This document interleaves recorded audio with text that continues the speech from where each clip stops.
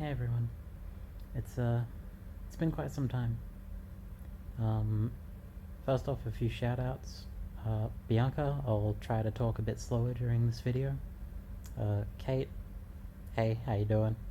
Um, can't have can't have Meow Meow featured because I'm in bed and I'm not walking over to the clinic just to say hi to a cat, especially because I can't walk. So the reason that I haven't made a vlog in ages is that pretty much everything I said in the last few vlogs still applies. Nothing really changed at all. And I was despairing quite hard. And eventually I said fuck it, I gave in, and I said, despite Sophie telling me that a revision wasn't the right thing to do, I said fuck it, I'm going to go to Supporn and just hope that he has the answers for me. So that's what I did, and here I am, back in Thailand. Can't see much of the room, but same old Thailand. Same old Chon Inter. And pretty much as soon as I had my consult with Supporn, he immediately just said, oh yeah, I'll do a whitening. Like, I'm gonna say it, I don't care if she's watching. I hope she is watching. Sophie, fuck you. To everyone in the group who has to deal with Supporn, I hope you get Emma. I hope that Emma takes over soon. I am far from the first person. I need to move my camera because of the shadow. I am far from the first person to say that Sophie is. She's inept. She blames people for their problems. She's ableist, and she refuses to entertain the notion that sometimes things just go wrong. She's always trying to find something the person has done. You know, you must have not been dilating enough. You must not be trying hard enough. You must not be taking enough pain. You must not be following the book correctly. It's always something else. And I understand that it's probably true that in most cases it is something else, but you know, I've been in contact with a lot of the people who have struggled with Supporn, and there's a lot of people who say that Sophie could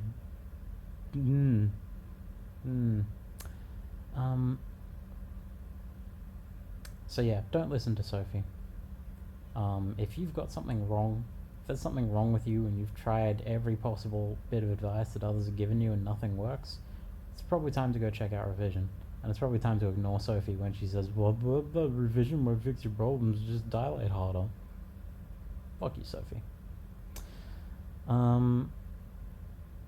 So, what did I have done?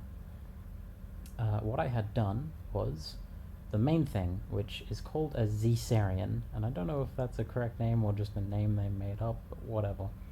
What happens is, this is when the scar ring heals too tightly. So the scar ring, I found out, is the bit where the sort of like the outer vagina that he uses, like the vulva and the outer vagina, where that meets with the internal stuff that he uses, because you know he makes the separate sort of sheath almost out of other tissue, and yeah, where those two join is where this ring of scar tissue forms. And the point of dynamic dilation, particularly the stirring motion, is to try to make that heal as widely as possible. And you know, you'll get told like, width doesn't matter too much, you can always train that later. Now, I don't know if my scar tissue healed just too tightly. Maybe I didn't stir enough, you know? Maybe I wasn't stirring wide enough. I can tell you this, I did dilation to the limits of my sanity. And I can't ask myself for more than that. I did it to the point where I thought for maybe about 3 months straight, I'm just going to quit dilating because I can't handle this. Any day now, I'm just going to have a huge breakdown and I'm just going to quit. And I feel like that. I feel like you can't ask for more than that, you know? That's literally me on the edge. That is me pushing myself to my actual limits. You can't expect more than that. So yeah, maybe I needed to have a higher pain tolerance. Maybe I needed to not cut out the large as Sophie instructed me to do. And maybe I was just unlucky. Maybe it just healed smaller or tighter or just less flexible than others did. I personally think it's probably the latter, because that's how this stuff works. You know, I've talked to people who had a breeze of dilation. They didn't work super hard. Talked to tons of people who didn't work super hard, who just got through like 3 months and they're done. So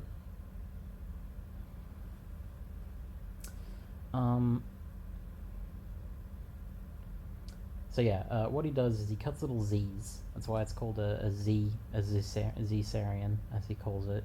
He cuts little Z shapes into the scar tissue, and what this does is kind of like an accordion effect, you know, like little scar tissue, like in the Z shape, sort of stretches a bit, and when he cuts enough of them, they'll stretch from there to there to there to there to there. You know what I mean? So yeah, the downside of the Z-serian is that there's a chance that I will have to go back to a more rigorous dilation session. There's a chance that I will have to go back to 2 or even 3 times every day, when I had previously been on once every 2 or 3 days. You guys didn't really catch word of that because, again, nothing really changed in the background. Like, I could dilate less, but it didn't take any less time, it didn't hurt any less, it wasn't any easier. It was just the exact same dilation, but spaced out more. So I didn't think that was worthy of an update.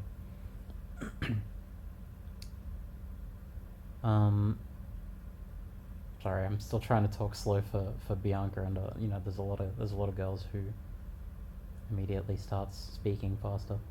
There is a lot of girls in the clinic who don't speak English or have English as a second or third language. So I'm trying to speak a little less quickly and a little more clearly for their sake. But I'm a fast talker usually, so that's a difficult habit to break. So I apologize to those people. So yeah, Supon did the Z-serian. He was actually originally going to also do a posterior commissure, and when he said this, I was just like, what?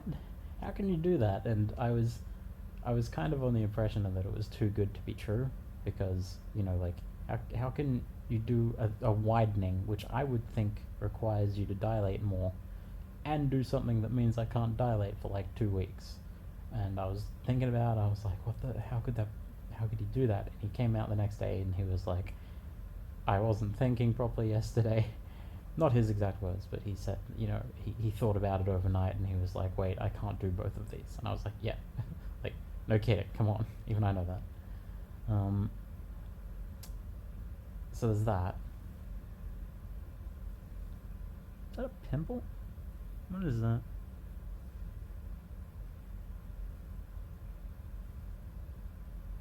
I think it's a bit of food. Real professional. All the light on my chin in a weird way. Nice intermission there. Yeah, so he was originally going to do the posterior commissure and then correctly realized, wait a minute, that's dumb, I can't do that. He did do the anterior commissure. He took a little bit of skin off the very top of the scar tissue on the labia majora. Just because there's 2 little bumps, like right at the, you know, you've got like the labia majora here and here, and there's a little bump up the top here where the scar tissue kind of turns into a point. And apparently in the business they're called dog ears, and he apparently got rid of them. I wasn't too fussed with them, but you know, why not? I'm already here, already going through a ton of pain. More on that in a minute.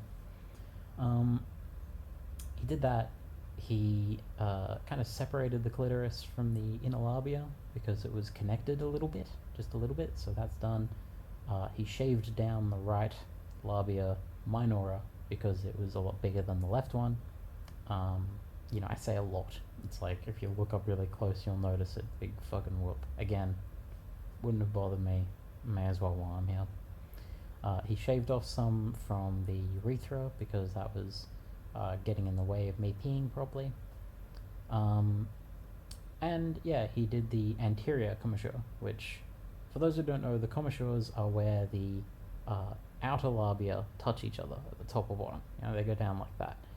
Normally on neovaginas, they don't quite touch on either the top or bottom, so they go kind of like that, and they don't quite touch. They're kind of more parallel rather than a semicircle. And the commissures are designed to fix that.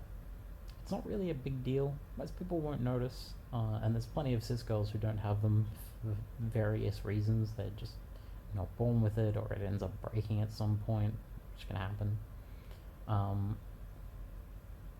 And it's purely like real small time cosmetic stuff. It's like, okay, I guess some people really care about having the most grandiose vagina, and I'm like, I mean, yeah, I'm gonna get cosmetic stuff if I can, if it's free and it's there, and I'm already going through a shit ton of pain.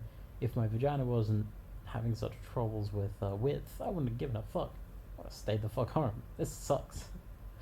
But because I was here, because I was already gonna go under the knife, yeah, I just thought, fuck it, why not? The last thing I want to talk about is the operation itself. Now, I remember having a revision my first time. It was in like the second week or whatever, when I walked around a bit too much and had a separation and needed to have that done. It sucked then and it sucks now, and it sucked a lot more now, because back then all you had to do was just like reconnect I think it was the inner labia with the outer labia. I think it was the inner labia that got disconnected, kind of. And this time, for one, he had to put a local into every way he was actually working on, which meant I got needles in, like, I got 4 needles in my labia majora. I got like a needle each in the minora. I got a needle like right. I'm having nightmares just thinking about it. I had a needle each. I think it was just one needle on like the very outside of the vagina, and then I had a needle on the clitoris. And the funniest part is that I thought I was done. I thought, like, alright, that was awful, but there's no way there can be a needle worse than a needle on the clitoris, right? Right? Super wrong. He also did a needle on the inside after using a speculum. He got a speculum, opened it up, put a needle in there.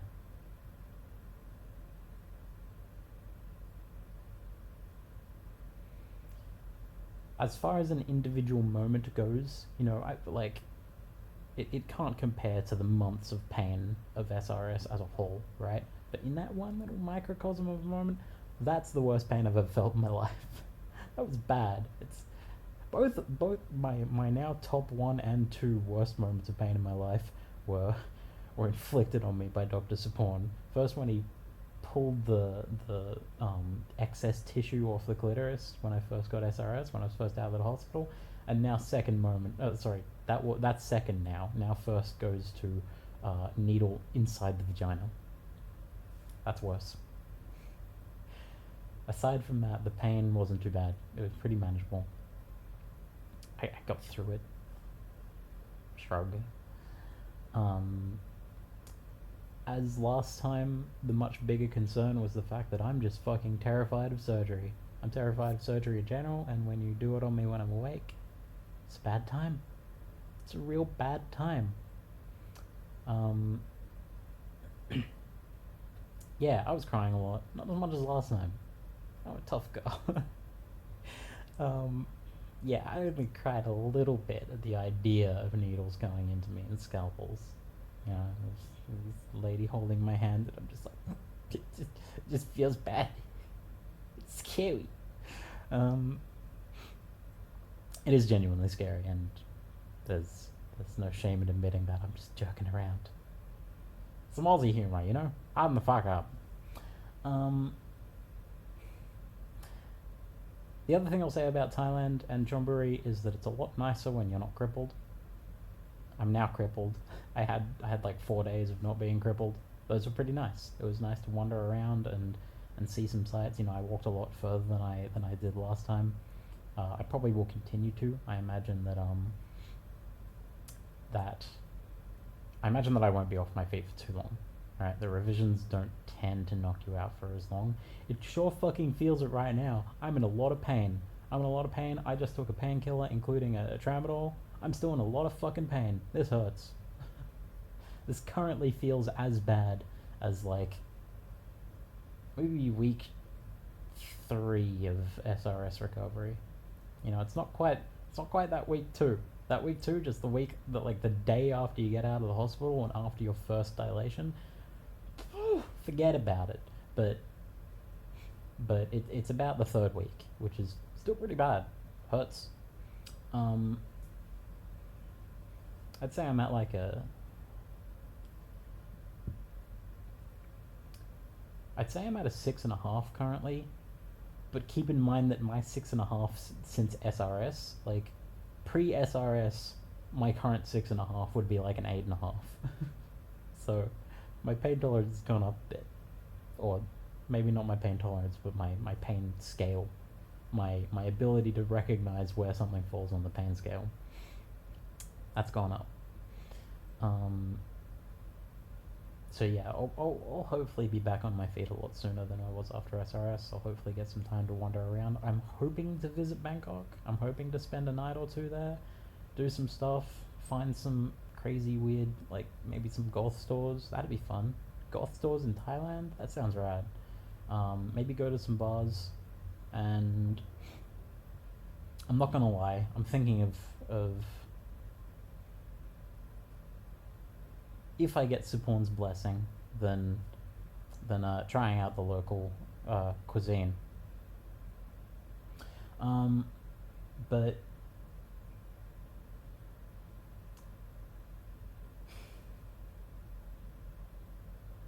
I promise I'm actually a very respectful person. That sounded so sleazy, and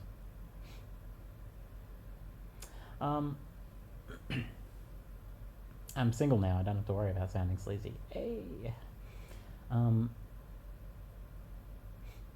So yeah, I hope that I'm back on my feet.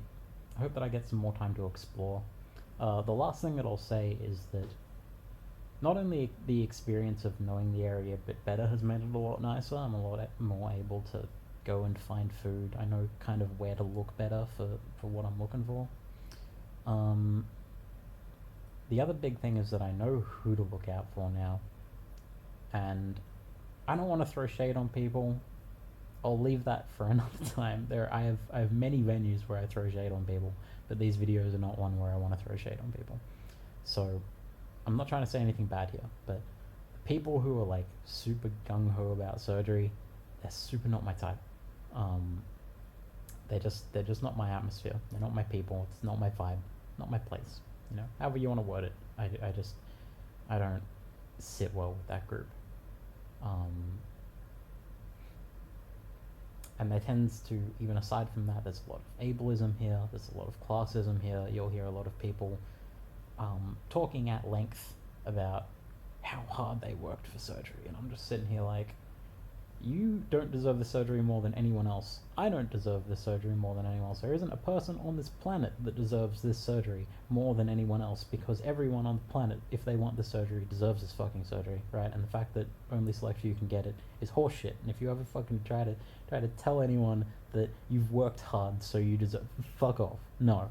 Your amount of hard work has nothing to do with whether you deserve this or not, because you deserve it, and so does everyone who doesn't.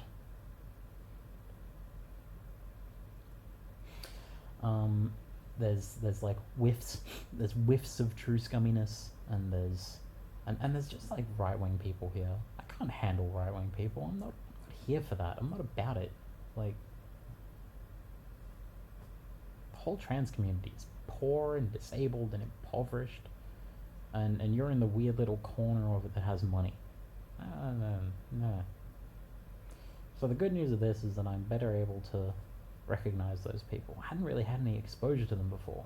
If you look back on my past videos, you'll see me talking about stuff like how weird it is that all these people are like middle to upper class. Not all. The thing is, last time I think it was the same ratio of upper to lower class as there was this time. The only difference is that this time I'm aware of that, and I'm specifically looking for the people that are more in my political radar, that are more in my hobbies and interests, that are just more my kind of people, and that's been nice. It's been a lot nicer instead of going to the shops to find shopping. Yay! I'm hanging out in one of the rooms playing video games. Like, that's more my speed. That's more me. And Emma, I bopped you at Brawlhalla. I bopped you. You know it. Sorry, please don't kill me in my sleep. Alright. That's about it. So yeah, I'm back.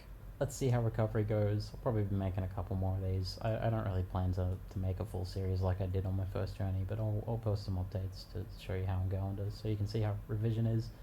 And with any luck, so you can see me come out the other end going, yay, everything worked out okay in the end. That'd be nice. Happy ending. Let's hope. Shout outs to all the people that have helped me here. I had a nasty incident when I first got home from the surgery. They just pushed me back in my gown because they couldn't get it off. I'd accidentally tied one of the knots in a stupid way, and they just kind of pushed me into bed and left me there.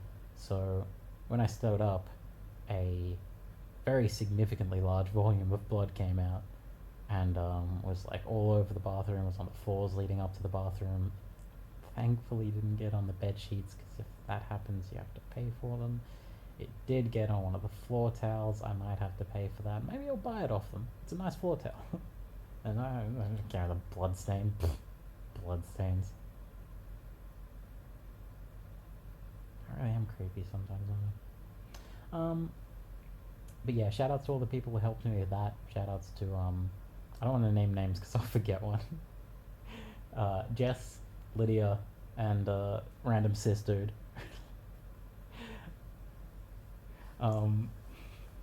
There's a cis guy here who's the husband of Lydia, and for one I always forget his name, but for two, I feel like getting designated as the token trans dude, the token cis dude, like, you know, it's the one place on earth where that's gonna happen. So let's give him some of his own medicine, girls. Yeah, shout outs to those people. Shout outs to Emma and Gina, who have frequently invited me into their room to play video games, and that's been really, really nice. And the people who invited me out for lunch, and you know, it's been really nice, especially compared to last time where I just again, not saying anything wrong about them, but I just I just ended up hanging out with people who weren't really my people, and I was kind of struggling to pretend to be in that group or want to be in that group, you know, like, yay, beauty stuff, tips, blah blah blah, and I'm like, I'm not. I'm a geeky loser who sits around in her PJs, and I want to sit around in my PJs.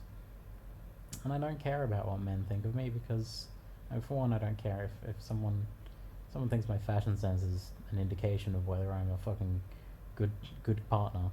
And for two, if they think that my fashion sense when I'm sitting home alone has anything to do with my fashion sense when I'm actually like, alright, time to get dressed up. Like, fuck that noise. In short, you know, no offense to the people who I hung out with last time. You are good people, but you're just not my people. And I've found more of my people this time, and the point I'm trying to get across and ending up inevitably insulting 1,000 people in the way, sorry, it's just, when you're here, look out for your kind.